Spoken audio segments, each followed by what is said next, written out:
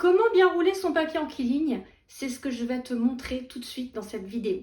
Parce qu'il ne suffit pas d'avoir un stylet et du papier pour faire du quiligne. Il y a quelques petits trucs et astuces, quelques petites techniques à savoir. Et ça, c'est ce que je vais te montrer dans cette vidéo. C'est parti! La première astuce, c'est de bien positionner son papier dans la fente du stylet.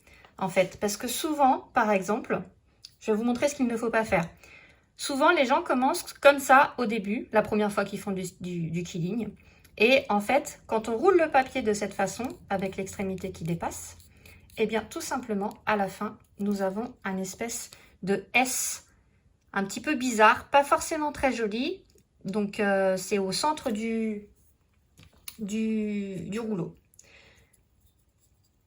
La bonne technique, ce serait en fait de se mettre vraiment au ras du papier pour ne pas qu'il dépasse de l'autre côté de la fente. Il faut vraiment qu'il s'arrête dans la fente. Et ça permet, voilà, donc on le roule. Et quand il est roulé, en fait, on a juste un petit trait au milieu qui peut être aplati, en fait.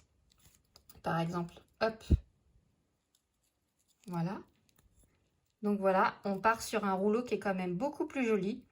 Et ce petit trait au milieu est beaucoup plus discret et beaucoup plus récupérable, entre guillemets, par rapport à cette forme-là d'espèce de S qui est moins esthétique. La deuxième astuce, c'est une technique pour rouler bien droit. Donc, je mets mon papier dans la fente bien au bord comme tout à l'heure. Voilà. Et je tourne mon papier. Alors, je tourne tout doucement au début, quand je commence. Voilà. Regardez la position de mon doigt. Là, je mets mon doigt, j'ai le pouce là sur la bande de papier qui est coincée avec mes autres doigts. Et j'ai mon doigt un petit peu en travers sur la pointe du stylet pour pouvoir en fait guider le papier. Et en fait, quand je roule comme ça me permet de rouler à peu près droit parce que je guide le papier pour qu'il roule droit. Voilà, j'ai roulé mon papier super droit. Parce que si je ne fais pas comme ça, si je tiens le papier comme ça, eh bien en roulant, alors moi j'ai l'habitude donc c'est vrai que c'est un peu droit, mais si je roule rapidement, voilà comment je vais pouvoir le rouler. Il va être un petit peu de travers et il va nécessiter des manips en plus pour pouvoir remettre le papier droit. Voilà l'autre technique. Enfin, la dernière technique, et c'est la plus importante, c'est qu'il faut contrôler la tension qu'on met dans le papier et dans la façon de rouler. En fait, pour vous expliquer un petit peu, là, par exemple, je vais commencer par rouler le papier sans mettre aucune tension. Donc, je fais juste la rotation du stylet pour enrouler le papier, mais je ne tiens absolument pas le papier, c'est le papier qui se glisse tout seul, j'ai juste mon pouce qui le guide, hein, je ne mets aucune pression dessus. Voilà, et en fait, là, vous voyez, on a un cercle qui est un petit peu avec des petits espaces, pas un joli enroulé en fait. Donc on a quelques petites cassures qui se sont faites dans la fibre du papier. Donc là, voilà, quand on défait comme ça, je ne sais pas si tu les vois bien, mais on voit un petit peu les cassures du papier. L'autre façon, c'est de rouler très très serré. Donc si je roule très très serré, donc hop, je roule, je roule, je roule. Là, je mets je serre très très fort mon rouleau en fait. Donc, effectivement, au niveau du rouleau, alors hop, si la mise au point veut bien se faire, on est très très bon. On est bien aligné, on a bien roulé.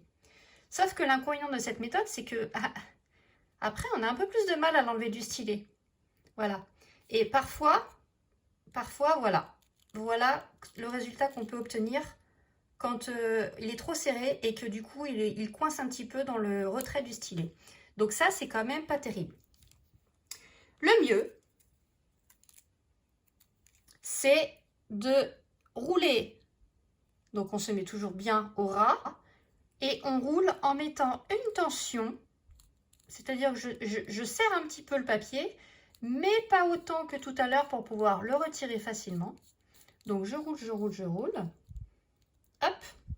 Et puis alors, la dernière technique, c'est que pour retirer, Et pour éviter de faire ce genre de choses, c'est de ne pas tirer le papier, mais de le pousser en fait. Donc là, nous avons un joli rouleau. Sans cassure, avec une toute petite pointe au milieu qui fait que j'ai très peu dépassé quand j'ai amorcé le roulage. Et on a un beau cercle, une belle spirale sans cassure. Et voilà, je t'ai donné toutes mes astuces pour rouler super bien ton papier pour faire du quilling. Donc maintenant, s'il te reste encore des questions, n'hésite pas à me faire un petit commentaire pour me dire qu'est-ce qui te pose problème. Je te répondrai soit dans une prochaine vidéo, soit à l'écrit. Si tu as aimé cette vidéo et que tu veux en savoir plus, abonne-toi à la chaîne. Ça me fait toujours plaisir et puis ça permettra d'être au courant des prochaines vidéos. À très vite!